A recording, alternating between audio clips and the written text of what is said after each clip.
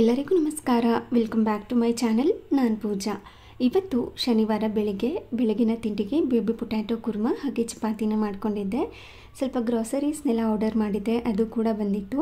ಯಾವ ರೀತಿ ಬಾಕ್ಸ್ಗಳನ್ನ ಕ್ಲೀನ್ ಮಾಡಿಕೊಂಡು ಸ್ಟೋರ್ ಮಾಡ್ಕೋತೀನಿ ಅಂತ ಇವತ್ತಿನ ವಿಡಿಯೋದಲ್ಲಿ ಶೇರ್ ಮಾಡ್ತಾ ಇದ್ದೀನಿ. ಬೆಳಗಿನ ತಿಂಡಿಗೆ ಬೇಬಿ ಪೊಟ್ಯಾಟೊ ಕುರ್ಮಾ ಹಾಗೆ ಚಪಾತಿನ ಮಾಡ್ಕೋತಾ ಇದ್ದೀನಿ. ಪೂರಿ ಮಾಡ್ಕೊಳ್ಳೋಣ, ಈ ಕುರ್ಮಾಗೆ ತುಂಬ ಚೆನ್ನಾಗಿರುತ್ತೆ ಅಂತ ಅಂದ್ಕೊಂಡಿದ್ದೆ. ಎಣ್ಣೆ ಅಂಶ ಜಾಸ್ತಿ ಆಗಿಬಿಡುತ್ತೆ ಅಂತ ಚಪಾತಿ ಮಾಡ್ಕೊಳ್ಳೋಣ ಅಂತ ಡಿಸೈಡ್ ಮಾಡಿಕೊಂಡು ತಿಂಡಿನ ಪ್ರಿಪೇರ್ ಮಾಡ್ಕೊಳ್ಳೋದಕ್ಕೆ ಬಂದಿದ್ದೀನಿ. ಕುರ್ಮಾ ಮಾಡ್ಕೊಳ್ಳೋದಕ್ಕೆ ಈ ಬೇಬಿ ಪೊಟ್ಯಾಟೊನ ಚೆನ್ನಾಗಿ ಒಂದು ಸಾರಿ ತೊಳೆದು ಅದಕ್ಕೆ ಬೇಯುವಷ್ಟು ನೀರನ್ನು ಸೇರಿಸಿ ಈ ರೀತಿ ಕುಕ್ಕರ್ನಲ್ಲಿ 1 ವಿಷಲಷ್ಟು ಕೂಗಿಸ್ಕೊತೀನಿ. ಚಿಕ್ಕದಾಗಿರೋದ್ರಿಂದ ಬೇಗ ಬೆಂದೋಗಿಬಿಡುತ್ತೆ, ಹಾಗಾಗಿ 1 ವಿಷಲ್ ಸಾಕಾಗುತ್ತೆ ಅಂತ ಅದನ್ನು ಕೂಗೋದಕ್ಕೆ ಇಟ್ಕೊಂಡು ಅದಾದ ನಂತರ ಇಲ್ಲಿ ಚಪಾತಿ ಹಿಟ್ಟನ್ನು ಕಲಿಸ್ಕೊತಾ ಇದ್ದೀನಿ. ತುಂಬ ಸಿಂಪಲ್ಲಾಗಿ ಚಪಾತಿ ಹಿಟ್ಟು ಕಲಿಸೋದು ಎಲ್ಲರಿಗೂ ಗೊತ್ತಿರೋದೆ. ಸ್ವಲ್ಪ ಚಪಾತಿ ಹಿಟ್ಟು ಹಾಗೆಯೇ ರುಚಿಗೆ ತಕ್ಕಷ್ಟು ಉಪ್ಪನ್ನು ಸೇರಿಸ್ಕೊಂಡು ಈ ರೀತಿ ಸ್ವಲ್ಪ ಎಣ್ಣೆನ ಸೇರಿಸಿ ಚೆನ್ನಾಗಿ ನಾದ್ಕೊಂಡು ಕಲಸಿಟ್ಕೊಂಡು ಒಂದು ಲಿಡ್ಡನ್ನು ಕ್ಲೋಸ್ ಮಾಡಿ ಒಂದು ಸ್ವಲ್ಪ ಹೊತ್ತು ರೆಸ್ಟ್ ಮಾಡಲಿಕ್ಕೆ ಬಿಟ್ಟರೆ ಚಪಾತಿ ಹಿಟ್ಟು ತುಂಬ ಸಾಫ್ಟಾಗಿ ರೆಡಿಯಾಗಿರುತ್ತೆ. ಅಷ್ಟರಲ್ಲಿ ನಾವು ಈ ಕುರ್ಮಾಗೆ ಬೇಕಾಗಿರೋವಂಥ ಪದಾರ್ಥನೆಲ್ಲ ರೆಡಿ ಮಾಡ್ಕೋಬೇಕು. ಹಾಗೆಯೇ ಮಸಾಲೆನೂ ಕೂಡ ರೆಡಿ ಮಾಡ್ಕೋಬೇಕಲ್ವ, ಅದನ್ನು ಈ ಟೈಮ್ನಲ್ಲಿ ಮಾಡ್ಕೊಂಡು ರೆಡಿ ಮಾಡ್ಕೊಂಡ್ಬಿಡ್ತೀನಿ. ಹಾಗೆ ಸೈಡಲ್ಲಿ ಹಾಲನ್ನು ಕೂಡ ಕಾಯಲಿಕ್ಕೆ ಇಟ್ಕೊಂಡಿರ್ತೀನಿ. ಈ ಕುರ್ಮಾ ಮಾಡ್ಕೊಳ್ಳೋದಕ್ಕೆ ಇಲ್ಲಿ ಸ್ವಲ್ಪ ಗೋಡಂಬಿನ ಬಿಸಿ ನೀರಲ್ಲಿ ನೆನೆಸಿಟ್ಕೊಂಡಿದ್ದೀನಿ, ಬೇಗ ನೆನೆಯುತ್ತೆ ಅಂತ. ಹಾಗೆಯೇ ಈರುಳ್ಳಿ ಮತ್ತು ಟೊಮ್ಯಾಟೊ, ಕೊತ್ತಂಬರಿ ಸೊಪ್ಪು, ಕರಿಬೇವಿನ ಸೊಪ್ಪನ್ನೆಲ್ಲ ಈ ರೀತಿ ಕಟ್ ಮಾಡಿಕೊಂಡು ಎತ್ತಿಟ್ಕೊಂಡಿದ್ದೀನಿ. ಅಷ್ಟರಲ್ಲಿ ನೆನೆಸಿಟ್ಕೊಂಡಿರೋಂಥ ಗೋಡಂಬಿ ಕೂಡ ಸ್ವಲ್ಪ ಹೊತ್ತು ನೆಂದಿರುತ್ತೆ. ಆ ನೀರನ್ನೆಲ್ಲ ಶೋಧಿಸ್ಕೊಂಡು ಒಂದು ಮಿಕ್ಸಿ ಜಾರ್ಗೆ ನೆನೆಸಿಟ್ಕೊಂಡಿರೋಂತಹ ಗೋಡಂಬಿ ಹಾಗೆಯೇ ಸ್ವಲ್ಪ ತೆಂಗಿನಕಾಯಿನ ಕಟ್ ಮಾಡಿ ಸೇರಿಸಿ ಇದಕ್ಕೆ ಸ್ವಲ್ಪ ನೀರನ್ನು ಸೇರಿಸಿ ಸ್ಮೂತಾಗಿ ಪೇಸ್ಟ್ ಮಾಡ್ಕೋಬೇಕು. ರುಬ್ಕೊಳ್ಳೋದಕ್ಕೆ ಯಾವುದೇ ಥರ ಎಕ್ಸ್ಟ್ರಾ ಮಸಾಲೆ ಎಲ್ಲ ಸೇರಿಸ್ಕೊಂಡಿಲ್ಲ, ಅಂದರೆ ಗಸಗಸೆ, ಚಕ್ಕೆ, ಲವಂಗ ಇದೇನೂ ಹಾಕ್ಕೊಂಡಿಲ್ಲ. ತುಂಬ ಸಿಂಪಲ್ಲಾಗಿ ಮಾಡ್ಕೋತಾ ಇರೋವಂಥ ಕುರ್ಮಾ ಇದು. ತುಂಬಾ ಟೇಸ್ಟಿಯಾಗಿ ಬರುತ್ತೆ, ಒಂದ್ಸರಿ ಟ್ರೈ ಮಾಡಿ. ಬೇಬಿ ಪೊಟ್ಯಾಟೊ ಇಲ್ಲಾಂದರೆ ನಾರ್ಮಲ್ ಆಲೂಗಡ್ಡೆ ಇರುತ್ತಲ್ವ, ಅದನ್ನು ಸೇರಿಸ್ಕೊಂಡು ಕೂಡ ಮಾಡ್ಕೋಬೋದು, ಅದು ಕೂಡ ಇಷ್ಟೇ ಟೇಸ್ಟಿಯಾಗಿ ಬರುತ್ತೆ. ಇಷ್ಟನ್ನೆಲ್ಲ ರೆಡಿ ಮಾಡ್ಕೊಳ್ಳೋಷ್ಟರಲ್ಲಿ ಕುಕ್ಕರ್ನ ಕೂಗೋದಕ್ಕೆ ಇಟ್ಕೊಂಡಿದ್ವಲ್ವ ಆಲೂಗಡ್ಡೆನ, ಅದು ಕೂಡ ಬೆಂದಿರುತ್ತೆ. ಆ ಸಿಪ್ಪೆನೆಲ್ಲ ತೆಗೆದು ಈ ರೀತಿ ಎತ್ತಿಟ್ಕೊಂಡಿದ್ದೀನಿ. ಇವಾಗ ಕುರ್ಮಾ ಮಾಡ್ಕೊಳ್ಳೋದಕ್ಕೆ ಒಂದು ಬಾಣಲಿನ ಬಿಸಿ ಮಾಡಲಿಕ್ಕೆ ಇಟ್ಕೊಂಡು ಅದಕ್ಕೆ ಸ್ವಲ್ಪ ಎಣ್ಣೆ ಕಾದಾದ ನಂತರ ಚಕ್ಕೆ, ಲವಂಗ, ಏಲಕ್ಕಿ ಹಾಗೆ ಪುಲಾವ್ ಎಲೆ, ಸ್ವಲ್ಪ ಸೋಂಪು, ಜೀರಿಗೆನ ಹಾಕಿ ಅದನ್ನು 1-2 ನಿಮಿಷ ಫ್ರೈ ಮಾಡ್ಕೋಬೇಕು. ಅದ್ರ ಫ್ಲೇವರ್ ಎಲ್ಲ ಬಿಟ್ಕೋಬೇಕು. ನಂತರ ಅದಕ್ಕೆ ಕಟ್ ಮಾಡಿ ಇಟ್ಕೊಂಡಿರುವಂತಹ ಈರುಳ್ಳಿ, ಕರಿಬೇವಿನ ಸೊಪ್ಪನ್ನು ಹಾಕಿ ಸ್ವಲ್ಪ ಹೊತ್ತು ಫ್ರೈ ಮಾಡಿಕೊಂಡು ಕಟ್ ಮಾಡಿ ಇಟ್ಕೊಂಡಿರುವಂಥ ಟೊಮ್ಯಾಟೋನ ಸೇರಿಸಿ ಸ್ವಲ್ಪ ಉಪ್ಪನ್ನು ಸೇರಿಸಿ ಫ್ರೈ ಮಾಡ್ಕೋಬೇಕು. ಟೊಮ್ಯಾಟೊ ಸ್ವಲ್ಪ ಸಾಫ್ಟಾಗಿ ಆಗಿರಬೇಕು, ಅಲ್ಲಿ ತನಕ ಇದನ್ನು ಫ್ರೈ ಮಾಡಿಕೊಂಡು ಬೇಯಿಸಿ ಸಿಪ್ಪೆ ತೆಗೆದು ಇಟ್ಕೊಂಡಿರುವಂಥ ಬೇಬಿ ಪೊಟ್ಯಾಟೊನ ಹಾಕಿ ಇದನ್ನು ಇನ್ನೊಮ್ಮೆ ಚೆನ್ನಾಗಿ ಮಿಕ್ಸ್ ಮಾಡ್ಕೊಂಡಿದ್ದೀನಿ. ನಂತರ ಖಾರಕ್ಕೆ ತಕ್ಕಂತೆ ಅಚ್ಕಾರದ ಪುಡಿ, ಚಿಟಿಕೆಯಷ್ಟು ಅರಿಶಿನ ಪುಡಿ, ಸ್ವಲ್ಪ ಧನಿಯಾ ಪುಡಿ ಹಾಗೆ ಸ್ವಲ್ಪ ಗರಂ ಮಸಾಲ, ಶುಂಠಿ ಬೆಳ್ಳುಳ್ಳಿ ಪೇಸ್ಟನ್ನ ಹಾಕಿ ಇದನ್ನು ಸಿಮ್ನಲ್ಲೇ ಇಟ್ಕೊಂಡು ಶುಂಠಿ ಬೆಳ್ಳುಳ್ಳಿ ಹಸಿ ವಾಸನೆ ಹೋಗಬೇಕು, ಅಲ್ಲಿ ತನಕ ಇದನ್ನು ಹೀಗೇ ಚೆನ್ನಾಗಿ ಮಿಕ್ಸ್ ಮಾಡಿಕೊಂಡು ಫ್ರೈ ಮಾಡ್ಕೊತಾ ಇದ್ದೀನಿ. ಇದೆಲ್ಲವೂ ಕೂಡ ಚೆನ್ನಾಗಿ ಹೊಂದ್ಕೊಂಡ್ಮೇಲೆ ಈ ಗೋಡಂಬಿ ಮತ್ತು ತೆಂಗಿನಕಾಯಿನ ರುಬ್ಬಿ ಇಟ್ಕೊಂಡಿದ್ದೆ ಅಲ್ವಾ, ಅದನ್ನು ಇದರೊಳಗಡೆ ಸೇರಿಸ್ಕೊಂಡಿದ್ದೀನಿ. ಮಿಕ್ಸಿ ಜಾರ್ಗೆ ಸ್ವಲ್ಪ ನೀರನ್ನು ಹಾಕಿ ಅದನ್ನು ಕೂಡ ಇದರೊಳಗಡೆ ಸೇರಿಸ್ಕೋಬೇಕು. ಈ ಕುರ್ಮಾ ಕನ್ಸಿಸ್ಟೆನ್ಸಿ ಯಾವ ರೀತಿ ಬೇಕು ಅಂತ ನೋಡಿಕೊಂಡು ಅದಕ್ಕೆ ತಕ್ಕಂತೆ ನೀರನ್ನು ಹಾಕಿ ಅಡ್ಜಸ್ಟ್ ಮಾಡ್ಕೋಬೇಕು. ನಂತರ ರುಚಿಗೆ ತಕ್ಕಷ್ಟು ಉಪ್ಪನ್ನು ಸೇರಿಸಿ ಇನ್ನೊಮ್ಮೆ ಚೆನ್ನಾಗಿ ಮಿಕ್ಸ್ ಮಾಡಿ ಒಂದು ಲಿಡ್ಡನ್ನು ಕ್ಲೋಸ್ ಮಾಡಿ ಇದನ್ನು ಸಿಮ್ನಲ್ಲೇ ಇಟ್ಕೊಂಡು ಕುದಿಸ್ಕೋಬೇಕು. ಇದು ಕುದಿಯೋಷ್ಟರಲ್ಲಿ ಚಪಾತಿ ಹಿಟ್ಟನ್ನು ಇನ್ನೊಂದು ಸಾರಿ ಚೆನ್ನಾಗಿ ನಾದ್ಕೊಂಡು ಈ ರೀತಿ ಉಂಡೆಗಳನ್ನ ಮಾಡಿ ಇಟ್ಕೊಂಡ್ಬಿಟ್ರೆ ಫಾಸ್ಟಾಗಿ ಲಟ್ಸಿ ಕೂಡ ಬೇಯಿಸ್ಕೊಂಡ್ಬಿಡ್ಬೋದು ಅಂತ ರೆಡಿ ಮಾಡ್ಕೋತಾ ಇದ್ದೀನಿ. ಚಪಾತಿನ ಮಣೆ ಮೇಲೆ ಲಟ್ಟಿಸ್ಕೊಳ್ಳೋದಕ್ಕಿಂತ ನನಗೆ ಈ ರೀತಿ ಕೌಂಟರ್ ಟಾಪ್ನ ಚೆನ್ನಾಗಿ ಕ್ಲೀನ್ ಮಾಡಿಕೊಂಡು ಅದ್ರ ಮೇಲೆ ಲಟ್ಟಿಸ್ಕೊಳ್ಳೋದು ತುಂಬ ಈಸಿ ಅನಿಸುತ್ತೆ. ಸೊ ಹಾಗಾಗಿ ಇವತ್ತು ಅದನ್ನು ಇನ್ನೊಮ್ಮೆ ಚೆನ್ನಾಗಿ ಕ್ಲೀನ್ ಮಾಡಿಕೊಂಡು ಅದರಲ್ಲೇ ಲಟ್ಟಿಸ್ಕೊಳ್ಳೋಣ ಅಂತ ಅಂದ್ಕೊಂಡೆ. ಈ ರೀತಿ ಚಪಾತಿ ಲಟ್ಟಿಸ್ಕೊಳ್ಳೋದಕ್ಕೆ, ಚಪಾತಿ ಹಿಟ್ಟನ್ನು ನಾದ್ಕೊಳ್ಳೋದಕ್ಕೆ, ಯಾವುದೇ ಹಿಟ್ಟಾಗಿರ್ಬೋದು ನಾದ್ಕೊಳ್ಳೋದಕ್ಕೆ ತುಂಬಾ ಹೆಲ್ಪ್ ಆಗುತ್ತೆ, ತುಂಬ ಈಸಿ ಅನಿಸುತ್ತೆ. ಸೊ ಹಾಗಾಗಿ ಆಲ್ಮೋಸ್ಟ್ ಕೌಂಟರ್ ಟಾಪ್ನ ಕ್ಲೀನ್ ಮಾಡಿಕೊಂಡು ಅದ್ರ ಮೇಲೇ ಲಟ್ಟಿಸ್ಕೊಳ್ತೀನಿ. ಕೆಲವೊಂದು ಸಾರಿ ಕ್ಲೀನ್ ಮಾಡ್ಕೊಳ್ಳೋದಕ್ಕೆ ಟೈಮ್ ಇಲ್ಲ ಅಂದಾಗ ಚಪಾತಿ ಮಣೆ ಇರುತ್ತಲ್ವ, ಅದ್ರ ಮೇಲೆ ಲಟ್ಟಿಸಿ ಬೇಯಿಸ್ಕೊಳ್ಳೋದು. ಇದನ್ನೆಲ್ಲ ರೆಡಿ ಮಾಡ್ಕೊಳ್ಳೋ ಅಷ್ಟರಲ್ಲಿ ಕುರ್ಮಾ ಕೂಡ ರೆಡಿಯಾಗಿರುತ್ತೆ. ಅದಕ್ಕೆ ಸ್ವಲ್ಪ ಕೊತ್ತಂಬರಿ ಸೊಪ್ಪು ಹಾಗೆಯೇ ಕೊನೆಯಲ್ಲಿ ಕಸೂರಿ ಮೇಥಿನ ಹಾಕಿ ಚೆನ್ನಾಗಿ ಮಿಕ್ಸ್ ಮಾಡಿಕೊಂಡ್ರೆ ಟೇಸ್ಟಿಯಾಗಿರುವಂಥ ಕುರ್ಮಾ ಪರ್ಫೆಕ್ಟಾಗಿ ರೆಡಿಯಾಗಿರುತ್ತೆ. ಹಾಗೆಯೇ ಸೈಡಲ್ಲಿ ಈ ತವಾನು ಕೂಡ ಕಾಯಲಿಕ್ಕೆ ಇಟ್ಕೊಂಡು ಚಪಾತಿನ ಲಟ್ಟಿಸಿ ಒಂದೊಂದನ್ನೇ ಬೇಯಿಸಿ ಬಿಸಿಯಾಗಿ ಹಾಕ್ಕೊಡ್ಬೋದು. ಬಿಸಿಯಾಗಿ ತಿಂದರೆ ಚಪಾತಿ ಚೆನ್ನಾಗಿರುತ್ತಲ್ವ, ಸೊ ಹಾಗಾಗಿ ಫಾಸ್ಟಾಗಿ ಬೇಯಿಸಿ ಕೂಡ ಕೊಡ್ತಾ ಇದ್ದೆ. ಕುರ್ಮಾ ತುಂಬಾ ಟೇಸ್ಟಿಯಾಗಿ ಬಂದಿರುತ್ತೆ. ಇದಂತೂ ಚಪಾತಿಗೆ, ಪೂರಿಗೆ, ಹಾಗೆ ಇಡ್ಲಿಗೆ, ದೋಸೆಗೆ ಎಲ್ಲದಕ್ಕೂ ಕೂಡ ಚೆನ್ನಾಗಿರುತ್ತೆ. ನೀವು ಇಡ್ಲಿ ದೋಸೆಗೆ ಮಾಡ್ಕೋತಿದ್ದೀರಾ ಅಂದರೆ ಬೇಬಿ ಪೊಟ್ಯಾಟೊಗಿಂತ ಈ ನಾರ್ಮಲ್ ಆಲೂಗಡ್ಡೆ ಇರುತ್ತಲ್ವ ಅದನ್ನು ಕಟ್ ಮಾಡಿ ಸೇರಿಸ್ಕೊಂಡ್ರೆ ತುಂಬಾ ಟೇಸ್ಟಿಯಾಗಿರುತ್ತೆ. ಬೇಕಿದ್ರೆ ಒಂದು ಸಾರಿ ಟ್ರೈ ಮಾಡಿ. ಬ್ರೇಕ್ಫಾಸ್ಟ್ ಎಲ್ಲ ಮುಗಿಸ್ಕೊಂಡು ಇಲ್ಲಿ ತರಕಾರಿನೂ ಕೂಡ ತರಿಸ್ಕೋಬೇಕಾಗಿತ್ತು. ಅದನ್ನು ಸ್ಟೋರ್ ಮಾಡ್ಕೊಳ್ಳೋದಕ್ಕೆ ಸ್ಟೋರೇಜ್ ಬಾಕ್ಸಸ್ ಇತ್ತಲ್ವ, ಅದೆಲ್ಲ ಖಾಲಿ ಆಗಿತ್ತಲ್ಲ, ಅದನ್ನು ಕೂಡ ನೀಟಾಗಿ ಒಂದು ಸಾರಿ ವಾಶ್ ಮಾಡಿಕೊಂಡು ಈ ರೀತಿ ಬಿಸಿಲಿನಲ್ಲಿ ಒಣಗಿಸ್ಕೋತೀನಿ. ಆವಾಗ ತುಂಬ ಚೆನ್ನಾಗಿ ಡ್ರೈ ಆಗಿರುತ್ತೆ ಕೂಡ, ಹಾಗೆ ತುಂಬ ಹೈಜೀನಾಗಿ ಮೇಂಟೈನ್ ಮಾಡ್ಬೋದು ಅಂತ ಈ ರೀತಿ ಬಿಸಿಲಿನಲ್ಲಿ ಒಣಗೋದಕ್ಕೆ ಬಿಟ್ಟು, ಅದಾದ ನಂತರ ಸ್ವಲ್ಪ ಗ್ರಾಸರೀಸ್ ಬಾಕ್ಸ್ಗಳನ್ನೂ ಕೂಡ ತೊಳ್ಕೊಬೇಕಾಗಿತ್ತು. ಈ ರೀತಿ ಗ್ರಾಸರೀಸ್ ಎಲ್ಲ ಖಾಲಿ ಆದಾಗ ಅವಾಗಲೇ ಒಂದೆರಡು ಮೂರು ಡಬ್ಬಗಳು ಮಾತ್ರ ಸಿಗುತ್ತೆ. ನಮಗೆ ಟೈಮ್ ಕೂಡ ಇರುತ್ತೆ. ನಾರ್ಮಲ್ ಪಾತ್ರೆ ತೊಳೆಯೋ ಟೈಮ್ನಲ್ಲಿ ಇದನ್ನು ಕೂಡ ತೊಳೆದು ಎತ್ತಿಟ್ಕೊಂಡು ಬಿಟ್ಟರೆ ನಾವು ಡೀಪ್ ಕ್ಲೀನ್ ಮಾಡ್ಕೊಳ್ಳುವಾಗ ತುಂಬ ಈಸಿ ಅನಿಸುತ್ತೆ. ಆವಾಗ ಯಾವುದು ಗಲೀಜಾಗಿರುತ್ತೆ ನೋಡಿ ಅದನ್ನು ಮಾತ್ರ ಕ್ಲೀನ್ ಮಾಡ್ಕೋಬೋದು. ಇಲ್ಲ ಅಂತಂದರೆ ಒಂದೇ ಸಾರಿ ಡೀಪ್ ಕ್ಲೀನ್ ಮಾಡ್ಕೊಳ್ಳುವಾಗ ಈ ಬಾಕ್ಸಸ್ ಎಲ್ಲ ತೊಳೆದು ಮತ್ತೆ ರೀಫಿಲ್ ಮಾಡ್ಕೋತೀವಿ ಅಂದರೆ ತುಂಬ ಕಷ್ಟ ಆಗುತ್ತೆ. ಅಂದರೆ ಪ್ರತಿಯೊಂದೂ ಕೂಡ ಅದರಲ್ಲಿರುವಂತಹ ಐಟಮ್ಸ್ನೆಲ್ಲ ತೆಗೆದು ಒಂದು ಕವರ್ಗೋ ಇಲ್ಲ ಪೇಪರ್ಗೋ ಹಾಕಿ ಹಾಲಲ್ಲೆಲ್ಲ ಹರಡ್ಕೊಳ್ಳೋದು ಇಲ್ಲ ಕಿಚನಲ್ಲೆಲ್ಲ ಹರಡ್ಕೊಳ್ಳೋದು ಮಾಡಿದ್ರೆ ನಮಗೂ ಓಡಾಡೋದಕ್ಕೆ ಕಷ್ಟ, ಕೆಲಸ ಮಾಡ್ಕೊಳ್ಳೋದಕ್ಕೂ ಕೂಡ ಹೆವಿ ಅನಿಸುತ್ತೆ. ಬಟ್ ಈ ರೀತಿ ಯಾವ್ದು ಖಾಲಿ ಆಗ್ತಾ ಇರುತ್ತೆ ನೋಡಿ, ಸ್ವಲ್ಪ ಇದ್ದಾಗ್ಲೂ ಕೂಡ ಒಂದು ಬಾಕ್ಸ್ಗೆ ಎತ್ತಿಟ್ಕೊಂಡು ಇದನ್ನೆಲ್ಲ ಕ್ಲೀನ್ ಮಾಡ್ಕೊಂಡ್ಬಿಟ್ರೆ ನಮಗೆ ಡೀಪ್ ಕ್ಲೀನ್ ಮಾಡ್ಕೊಳ್ಳೋವಾಗ ತುಂಬ ಈಸಿ ಅನಿಸುತ್ತೆ. ಹಾಗೆ ಜಾಸ್ತಿ ಕಲೆಗಳು ಕೂತ್ಕೊಳ್ಳೋದಿಲ್ಲ. ಅವಾಗಲೇ ಕ್ಲೀನ್ ಮಾಡ್ಕೋತಾ ಇದ್ದರೆ ತುಂಬ ಹೈಜೀನಾಗಿ ಮೇಂಟೈನ್ ಮಾಡ್ಬೋದು ಅಂತ ನನ್ನ ಯಾವಾಗ ಖಾಲಿ ಆಗ್ತಿರೋದು ನೋಡಿ ಆವಾಗವಾಗ ಕ್ಲೀನ್ ಮಾಡ್ಕೋತಾ ಇರ್ತೀನಿ. ಈ ಬಾಕ್ಸ್ನಲ್ಲಿ ಈ ರೀತಿ ರಬ್ಬರ್ ಕೊಟ್ಟಿರ್ತಾರಲ್ವ ಅದನ್ನು ಕೂಡ ತೆಗೆದು ಕ್ಲೀನ್ ಮಾಡ್ಕೋತೀನಿ. ಅದನ್ನು ತೆಗೆದೇನೆ ಕ್ಲೀನ್ ಮಾಡಿಕೊಂಡ್ರೆ ನಾವು ನೀರಿನಲ್ಲಿ ವಾಶ್ ಮಾಡಿದಾಗ ಅದರಿಂದಗಡೆ ಸ್ವಲ್ಪ ನೀರು ಹೋಗಿ ಕುತ್ಕೊಂಡಿರತ್ತೆ.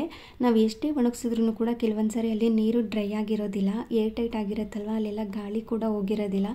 ಸೊ ಅದಕ್ಕೋಸ್ಕರ ಅದನ್ನೆಲ್ಲ ತೆಗೆದು ನೀಟಾಗಿ ಕ್ಲೀನ್ ಮಾಡಿಕೊಂಡು ನೀಟಾಗಿ ಡ್ರೈ ಮಾಡಿಕೊಂಡು ಅದಾದ ನಂತರ ಅದನ್ನೆಲ್ಲ ಫಿಕ್ಸ್ ಮಾಡಿಕೊಂಡು ಸ್ಟೋರ್ ಮಾಡಿಕೊಂಡ್ರೆ ಕಾಳುಗಳು ಕೂಡ ತುಂಬಾ ಚೆನ್ನಾಗಿರುತ್ತೆ, ಬೇಗ ಹುಳ ಕೂಡ ಬೀಳೋದಿಲ್ಲ, ಹಾಗೆ ತುಂಬ ಹೈಜೀನಾಗಿ ಮೇಂಟೈನ್ ಮಾಡ್ಬೋದು ಅಂತ ಅದನ್ನೆಲ್ಲ ತೆಗೆದು ನೀಟಾಗಿ ಕ್ಲೀನ್ ಮಾಡಿಕೊಂಡು ಕಂಪ್ಲೀಟಾಗಿ ಡ್ರೈ ಆದಮೇಲೆ ಗ್ರಾಸರೀಸ್ನೆಲ್ಲ ರೀಫಿಲ್ ಮಾಡಿಕೊಂಡ್ರೆ ತುಂಬ ದಿನಗಳ ಕಾಲ ಬಾಳಿಕೆಗೆ ಬರುತ್ತೆ. ಹಾಗೆಯೇ ಕೆಲವೊಂದು ಸರಿ ರವೆ ಎಲ್ಲ ಹಾಕ್ಕೊಂಡಿರ್ತೀವಲ್ವ ಅಲ್ಲೂ ಹೋಗಿ ಕೆಲವೊಂದು ಸರಿ ಕೂತ್ಕೊಂಡಿರುತ್ತೆ. ಅದನ್ನೆಲ್ಲ ತೆಗೆದು ಕ್ಲೀನ್ ಮಾಡಿಲ್ಲ ಅಂತಂದರೆ ಅದರಲ್ಲಿ ಹುಳ ಬೀಳೋ ಚಾನ್ಸಸ್ ಇರುತ್ತೆ. ಸೊ ಅದಕ್ಕೋಸ್ಕರ ಅದನ್ನೆಲ್ಲ ನೀಟಾಗಿ ಕ್ಲೀನ್ ಮಾಡ್ಕೋಬೇಕು. ಇವಾಗ ಕ್ಲೀನ್ ಮಾಡಿಕೊಂಡು ನೀರನ್ನೆಲ್ಲ ಶೋಧಿಸೋದಕ್ಕೆ ಇಟ್ಕೊಂಡಿದ್ದೆ. ಆ ನೀರು ಶೋಧಿಸಿದ್ರೂ ಕೂಡ ಕೆಲವೊಂದು ಸಾರಿ ಈ ರೀತಿ ಇದ್ರ ಮೇಲೆ ಡಾಟ್ಸ್ಗಳಿರುತ್ತಲ್ವ ಅದು ಕಂಪ್ಲೀಟಾಗಿ ಡ್ರೈ ಆದಮೇಲೆ ಆ ಡಾಟ್ಸ್ ಮಾರ್ಕ್ಗಳಿರುತ್ತಲ್ವ ಅದು ಹಾಗೇ ಇರುತ್ತೆ. ಅದಕ್ಕೋಸ್ಕರ ಏನು ಮಾಡ್ತೀನಿ, ಈ ನೀರಿನಂಶ ಇರೋವಾಗಲೇ ಒಂದು ಚೆನ್ನಾಗಿರುವಂಥ ಕಾಟನ್ ಬಟ್ಟೆಯಿಂದ ನೀಟಾಗಿ ಒರೆಸ್ಕೊಂಡ್ಬಿಡ್ತೀನಿ. ಈ ಥರ ಕ್ಲೀನ್ ಮಾಡಿಕೊಂಡ್ರೆ ಬಟ್ಟೆಯಿಂದ, ಅಂದರೆ ನೀರು ಇರೋವಾಗಲೇ ತೇವಾಂಶ ಇರೋವಾಗಲೇ ಕ್ಲೀನ್ ಮಾಡಿಕೊಂಡ್ರೆ ತುಂಬ ನೀಟಾಗಿ ಟ್ರಾನ್ಸ್ಪರೆಂಟಾಗಿ ಕಾಣುತ್ತೆ. ಇನ್ ಕೇಸ್ ಅದು ಕಂಪ್ಲೀಟಾಗಿ ಡ್ರೈ ಆಗಿಬಿಟ್ರೆ ಆ ನೀರಿನ ಡಾಟ್ಸ್ಗಳದ್ದು ಮಾರ್ಕ್ ಇರುತ್ತಲ್ವ ಅದು ಹಾಗೇ ಉಳಿದಿರುತ್ತೆ. ಮತ್ತೆ ಅದನ್ನು ಒರೆಸ್ಬೇಕು ಅಂದರೆ ಮತ್ತೆ ಬಟ್ಟೆಗೆ ನೀರನ್ನು ಮಾಡಿಕೊಂಡು ಒರೆಸ್ಕೋಬೇಕಾಗತ್ತೆ. ಸೊ ಹಾಗಾಗಿ ಇದು ಸ್ವಲ್ಪ ತೇವಾಂಶ ಇರೋವಾಗಲೇ ನೀಟಾಗಿ ಬಟ್ಟೆಯಿಂದ ಒರೆಸಿ ಅದಾದ ನಂತರ ಡ್ರೈ ಆಗೋದಕ್ಕೆ ಬಿಟ್ಟರೆ ಕಂಪ್ಲೀಟಾಗಿ ಡ್ರೈ ಆಗುತ್ತೆ, ಹಾಗೆ ಬೇಗ ಕೂಡ ಡ್ರೈ ಆಗಿರುತ್ತೆ. ಈ ಬಾಕ್ಸ್ ಥರ ಇದೆ ನೋಡಿ, ಅಂದರೆ ಸ್ಕ್ವೇರ್ ಶೇಪಲ್ಲಿದೆ ಅಲ್ವಾ, ಆ ಬಾಕ್ಸಸ್ ಎಲ್ಲ ಪ್ಲಾಸ್ಟಿಕ್. ಅದು ಇವಾಗ ರೌಂಡ್ ಶೇಪಲ್ಲಿದೆ ಅಲ್ವಾ ಅದೆಲ್ಲ ಗ್ಲಾಸ್ ಜಾರ್ಗಳು. ಈ ಪ್ಲಾಸ್ಟಿಕ್ ಬಾಕ್ಸ್ ಇವಾಗ ರೀಫಿಲ್ ಮಾಡ್ಕೋತಾ ಇದ್ದೀನಲ್ವ, ಈ ಬಾಕ್ಸ್ನ ತೊಗೊಂಡಾಗ ಒಬ್ಬರು ಕಮೆಂಟ್ ಹಾಕಿದರು ಇದರಲ್ಲಿ ಬೇಗ ಹುಳ ಬೀಳತ್ತೆ ಅಂತ. ನನಗೂ ಹಾಗೆ ಅನ್ನಿಸ್ತು, ಯಾಕೆಂದರೆ ಸ್ವಲ್ಪ ದಿನ ರವೆನ ಇಟ್ಟಿದ್ದೆ ನಾನು ಅದರಲ್ಲಿ. ಯೂಶ್ವಲಿ ನಮ್ಮ ಮನೆಯಲ್ಲಿ ಜಾಸ್ತಿ ಹುಳ ಬೀಳೋದಿಲ್ಲ, ಅದರೊಳಗಡೆ ನಾನು ಏನೂ ಕೂಡ ಹಾಕೋದಿಲ್ಲ. ಅಂತ ಅಂದರೆ ಈ ಪುಲಾವ್ ಎಲೆ ಮಸಾಲೆ ಪದಾರ್ಥಗಳು ಏನೂ ಹಾಕೋದಿಲ್ಲ, ಹಾಗೆ ಇಟ್ಟರೂ ಕೂಡ. ಅಂದರೆ ಅವಾಗ ನಾನು ಸ್ಟೀಲ್ ಬಾಕ್ಸ್ನಲ್ಲಿ ಇಟ್ಕೋತಾ ಇದ್ದೆ. ಆ ಟೈಮ್ನಲ್ಲಿ ಹುಳನೇ ಬೀಳ್ತಾ ಇರಲಿಲ್ಲ, 1-2 ತಿಂಗಳು ಇಟ್ಕೊಂಡಿದ್ರೂ ಕೂಡ ಹುಳನೇ ಆಗ್ತಾ ಇರಲಿಲ್ಲ. ಆದರೆ ಇವಾಗ ಈ ಬಾಕ್ಸ್ನಲ್ಲಿ ಹಾಕ್ಕೊಂಡಿದ್ದೀನಲ್ವ, ಈ ಪ್ಲಾಸ್ಟಿಕ್ ಬಾಕ್ಸ್ ತೊಗೊಂಡಿದ್ದೆ ಅಲ್ವಾ, ಆ ಬಾಕ್ಸ್ನಲ್ಲಿ ಹಾಕ್ಕೊಂಡ್ರೆ ಬೇಗ ಹುಳ ಬೀಳುತ್ತೆ ಅಂತ ಅನ್ನಿಸ್ತು ನನಗೂ.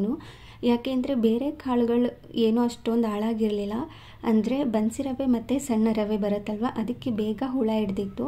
ನನಗೂ ಹಾಗೆ ಅನ್ನಿಸ್ತು ಆ ಬಾಕ್ಸ್ನಲ್ಲಿ ಬೇಗ ಹುಳ ಹಿಡಿಯುತ್ತೆ ಅಂತ. ಅದಕ್ಕೋಸ್ಕರನೇ ಅದು ಖಾಲಿ ಆದಂಗೆ ನೀಟಾಗಿ ಕ್ಲೀನ್ ಮಾಡಿಕೊಂಡು ಮೇಂಟೈನ್ ಮಾಡ್ತಾಯಿದ್ದೀನಿ. ನೋಡೋಣ ಎಷ್ಟು ದಿನ ಬರುತ್ತೆ. ಇನ್ನೂ ಜಾಸ್ತಿ ಹೀಗೆ ಕಾಳುಗಳೆಲ್ಲ ಹುಳ ಹಿಡಿಯುತ್ತೆ ಅಂತ ಅಂದರೆ ಅದನ್ನು ಚೇಂಜ್ ಮಾಡಬೇಕಾಗುತ್ತೆ. ಈ ಪ್ಲಾಸ್ಟಿಕ್ ಡಬ್ಬಗಳು ಹಾಗೆ ಗ್ಲಾಸ್ ಜಾರ್ಸ್ಗೆಲ್ಲ ಕಂಪೇರ್ ಮಾಡಿಕೊಂಡ್ರೆ ಸ್ಟೀಲ್ ಬಾಕ್ಸ್ಗಳೇ ಎಷ್ಟೋ ಬೆಟರ್ ಅನಿಸುತ್ತೆ. ಅದೆಲ್ಲ ಒನ್ ಟೈಮ್ ಇನ್ವೆಸ್ಟ್ಮೆಂಟು. ಯಾಕೆಂದರೆ ನಮ್ಮ ಅಜ್ಜಿ ಕಾಲದಿಂದ ಬಳಸ್ಕೊಂಡು ಬಂದಿರೋವಂಥ ಸ್ಟೀಲ್ ಬಾಕ್ಸಸ್ಗಳು ಕೂಡ ಇದೆ ನಮ್ಮ ಮನೆಯಲ್ಲಿ. ಇವೆಲ್ಲ ಫ್ಯಾನ್ಸಿಯಾಗಿ ಚೆನ್ನಾಗಿ ಕಾಣಿಸುತ್ತೆ, ಟ್ರಾನ್ಸ್ಪರೆಂಟ್ ಆಗಿರುತ್ತೆ, ನೋಡೋದಕ್ಕೆ ಚೆನ್ನಾಗಿ ಕಾಣಿಸುತ್ತೆ ಅಂತ ಅಂದ್ಕೊಂಡ್ರು ಈ ಗ್ಲಾಸ್ ಡಬ್ಬಗಳು ಕೆಲವೊಂದು ಸಾರಿ ಬಿದ್ದರೆ ಒಡೆದೋಗೋ ಚಾನ್ಸಸ್ ಇರುತ್ತೆ.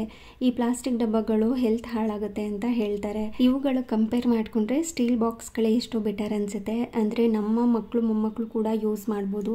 ತುಂಬ ಚೆನ್ನಾಗಿರುವಂಥ ಕ್ವಾಲಿಟಿ ಇರುವಂಥ ಸ್ಟೀಲ್ ಬಾಕ್ಸ್ಗಳು ತೊಗೊಂಡ್ರೆ ತುಂಬ ಚೆನ್ನಾಗಿ ಮೇಂಟೈನ್ ಮಾಡ್ಬೋದು ಕೂಡ. ಎಷ್ಟು ಚೆನ್ನಾಗಿ ಕಾಣಿಸುತ್ತೆ ಅಡುಗೆ ಮನೆಯೆಲ್ಲ. ಅದಕ್ಕೆ ನೆಕ್ಸ್ಟ್ ಟೈಮ್ ಏನಾದರೂ ಸ್ಟೋರೇಜ್ ಬಾಕ್ಸಸ್ ತೊಗೋಬೇಕು ಅಂತ ಅಂದ್ಕೊಂಡ್ರೆ ಸ್ಟೀಲ್ ಬಾಕ್ಸ್ಗಳನ್ನೇ ತೊಗೊಳ್ಳೋಣ ಅಂತ ಅಂದ್ಕೊಂಡಿದ್ದೀನಿ.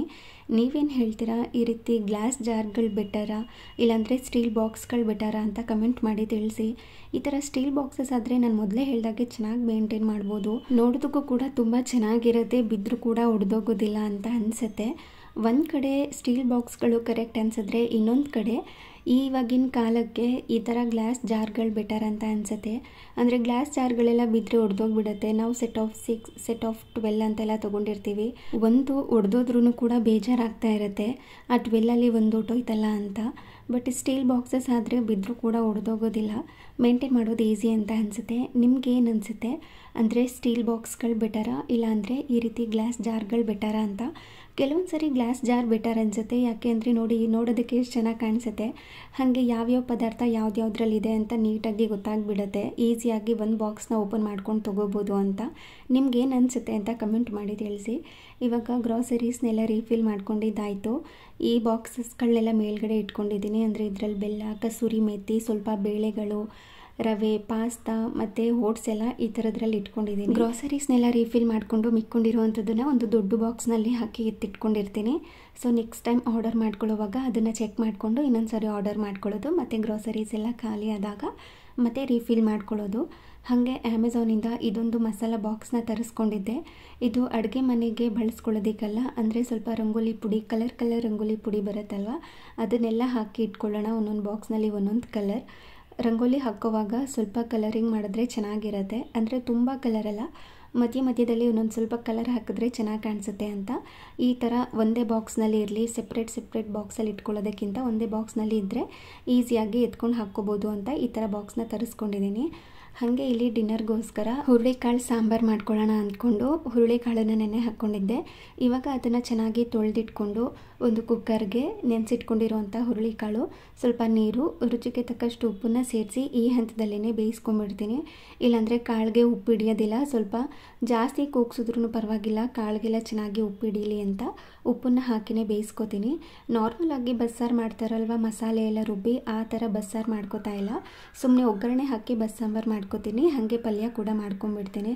ಸಾಂಬಾರು ಮಾಡಿದ್ರೆ ಜಾಸ್ತಿ ಉಳಿದ್ಬಿಡುತ್ತೆ, ಪಲ್ಯ ಆದರೆ ಬೇಗ ಖಾಲಿ ಆಗಿಬಿಡುತ್ತೆ. ಪಲ್ಯನೂ ತಿನ್ಕೋಬೋದು. ಅಂದರೆ ಈ ಕಾಳಿಗೆ ಒಗ್ಗರಣೆ ಹಾಕ್ಕೊಂಡ್ರೆ ಕಾಳನ್ನ ತಿನ್ಕೋಬೋದು, ಸಾಂಬಾರು ಕೂಡ ಬೇಗ ಖಾಲಿ ಆಗಲಿ ಅಂತ ಒನ್ ಟೈಮ್ಗೆ ಆಗೋಷ್ಟು ಮಾಡ್ಕೋತಾ ಇದ್ದೀನಿ. ಅಂದ್ರೂ ಬೆಂದ ಮೇಲೆ ಕಾಳು ತುಂಬಾ ಜಾಸ್ತಿ ಆಗೋಯ್ತು. ರಾತ್ರಿ ಊಟಕ್ಕೂ ಆಗಿ ಸ್ವಲ್ಪ ಮಿಕ್ಕೊಂಡಿತ್ತು, ಬೆಳಗ್ಗೆ ತಿನ್ಕೊಳ್ಳೋಣ ಹಾಗೆ ಚೆನ್ನಾಗಿರುತ್ತೆ ಸ್ವಲ್ಪ ಬಿಸಿ ಮಾಡಿಕೊಂಡು ಅಂತ ಅಂದ್ಕೊಂಡು ಇಲ್ಲಿ ಸಾಂಬಾರು ಮಾಡ್ಕೊಳ್ಳೋದಕ್ಕೆ ಕಾಳನ್ನು ಬೇಯಿಸ್ಕೊಂಡಿದ್ದೆ ಅಲ್ವಾ, ಅದೇ ಕುಕ್ಕರ್ಗೆ ಸ್ವಲ್ಪ ಎಣ್ಣೆ, ಸಾಸಿವೆ, ಕರಿಬೇವು, ಒಣಗಿರುವಂಥ ಮೆಣಸಿನ್ಕಾಯಿ, ಸ್ವಲ್ಪ ಹಿಂಗು, ಹಾಗೆ ಕರಿಬೇವಿನ ಸೊಪ್ಪನ್ನ ಹಾಕಿ ಸ್ವಲ್ಪ ಹೊತ್ತು ಫ್ರೈ ಮಾಡಿಕೊಂಡು ಈರುಳ್ಳಿನೂ ಸೇರಿಸಿ ಸ್ವಲ್ಪ ಹೊತ್ತು ಹೀಗೇ ಮಿಕ್ಸ್ ಮಾಡಿಕೊಂಡು ಫ್ರೈ ಮಾಡ್ಕೊತೀನಿ.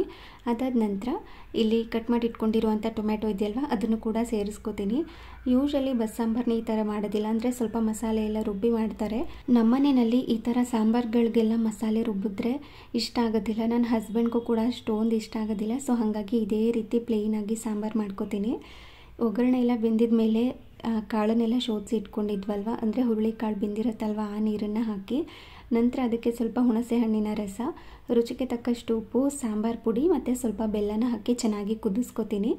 ನಂತರ ಇಲ್ಲಿ ಈ ಕಾಳಿಗೆ ಒಗ್ಗರಣೆ ಹಾಕ್ಕೊಳ್ಳೋದಕ್ಕೆ ಆ ಕಾಳನ್ನು ಬಸ್ತಿಟ್ಕೊಂಡಿದ್ದೆ ಅಲ್ವಾ ಪಾತ್ರೆ, ಅದಕ್ಕೇ ಒಗ್ಗರಣೆನೆಲ್ಲ ಹಾಕಿ ಕಾಳನ್ನು ಹಾಕಿ ಮಿಕ್ಸ್ ಮಾಡಿಕೊಂಡ್ರೆ ಪಲ್ಯ ರೆಡಿಯಾಗಿ ಹೋಗ್ಬಿಡುತ್ತೆ. ಈ ಒಗ್ಗರಣೆಗೆ ಏನಿಲ್ಲ, ಸ್ವಲ್ಪ ಎಣ್ಣೆ ಕಾದಾದ ನಂತರ ಸಾಸಿವೆ, ಸಣ್ಣದಾಗಿ ಕಟ್ ಮಾಡಿ ಇಟ್ಕೊಂಡಿರುವಂಥ ಈರುಳ್ಳಿ, ಇನ್ನು ಬೆಳ್ಳುಳ್ಳಿ, ಕರಿಬೇವು ಮತ್ತು ಒಣಗಿರುವಂಥ ಮೆಣಸಿನ್ಕಾಯಿ, ಸ್ವಲ್ಪ ಹಿಂಗು, ಒಗ್ಗರಣೆಗೆ ಸ್ವಲ್ಪ ಉಪ್ಪು, ಈರುಳ್ಳಿಗೆ ಸ್ವಲ್ಪ ಉಪ್ಪನ್ನು ಹಾಕ್ಕೊಂಡ್ರೆ ಟೇಸ್ಟಿಯಾಗಿ ಬರುತ್ತೆ. ಸೊ ಹಾಗಾಗಿ ಉಪ್ಪನ್ನು ಹಾಕಿ ಈ ಬೆಂದಿರುವಂಥ ಕಾಳನ್ನು ಹಾಕಿ ಚೆನ್ನಾಗಿ ಮಿಕ್ಸ್ ಮಾಡಿಕೊಂಡ್ರೆ ಹುರುಳಿಕಾಳಿನ ಒಗ್ಗರಣೆ ರೆಡಿಯಾಗಿರುತ್ತೆ. ಇದನ್ನು ಹುರುಳಿಕಾಳಿನ ಹುಸ್ಲಿ ಅಂತ ಕೂಡ ಹೇಳ್ಬೋದು. ಇದಕ್ಕೆ ಬೇಕಿದ್ದರೆ ನೀವು ತುರಿದಿಟ್ಕೊಂಡಿರುವಂಥ ತೆಂಗಿನಕಾಯಿ ಹಾಕ್ಕೊಂಡ್ರೆ ಇನ್ನೂ ಚೆನ್ನಾಗಿರುತ್ತೆ. ತೆಂಗಿನಕಾಯಿ ಖಾಲಿ ಆಗಿತ್ತು, ಸೊ ಹಾಗಾಗಿ ಹಾಕ್ಕೊಂಡಿಲ್ಲ. ಹಾಗೆ ಸೈಡಲ್ಲಿ ಈ ಪಲ್ಯ ರೆಡಿಯಾಗೋ ಅಷ್ಟರಲ್ಲಿ ಸಾಂಬಾರು ಕೂಡ ರೆಡಿಯಾಗಿತ್ತು. ನಮ್ಮನೆಯಲ್ಲಿ ಈ ಥರ ಸಾಂಬಾರು ತುಂಬ ಇಷ್ಟ ಆಗುತ್ತೆ. ಸೊ ಹಾಗಾಗಿ ಇದನ್ನೇ ಮಾಡ್ಕೊಂಡಿದ್ವಿ. ಊಟ ಎಲ್ಲ ಮುಗಿಸ್ಕೊಂಡು ಸ್ವಲ್ಪ ಹೂ ಕೂಡ ತೊಗೊಂಡು ಬಂದಿದ್ದೆ, ಅದನ್ನು ಕಟ್ಕೋತಾ ಇದ್ದೀನಿ.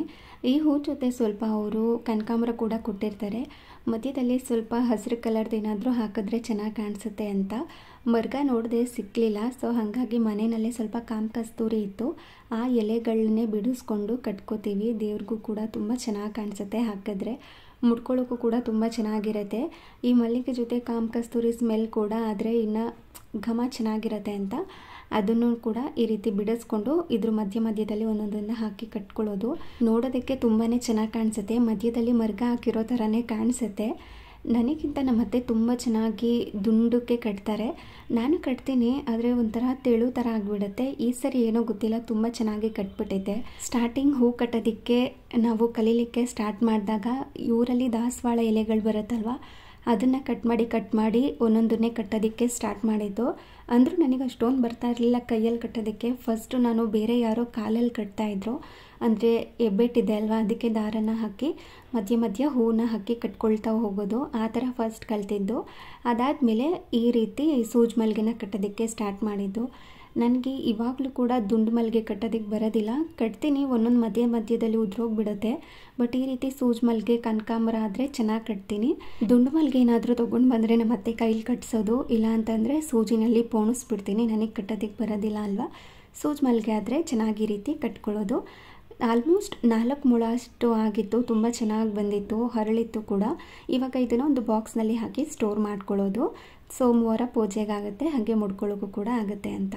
ಇದಾಗಿತ್ತು ಇವತ್ತಿನ ದಿನ. ಈ ವಿಡಿಯೋ ನಿಮಗೆ ಸ್ವಲ್ಪನಾದರೂ ಇಷ್ಟ ಆಗಿದ್ದರೆ, ಯೂಸ್ಫುಲ್ ಅನಿಸಿದ್ರೆ ಪ್ಲೀಸ್ ಒಂದು ಲೈಕ್ ಮಾಡಿ, ಹಾಗೆ ನಿಮ್ಮ ಫ್ರೆಂಡ್ಸ್ ಆ್ಯಂಡ್ ಫ್ಯಾಮಿಲಿಗೆಲ್ಲ ಈ ವಿಡಿಯೋನ ಶೇರ್ ಮಾಡಿ. Thank you.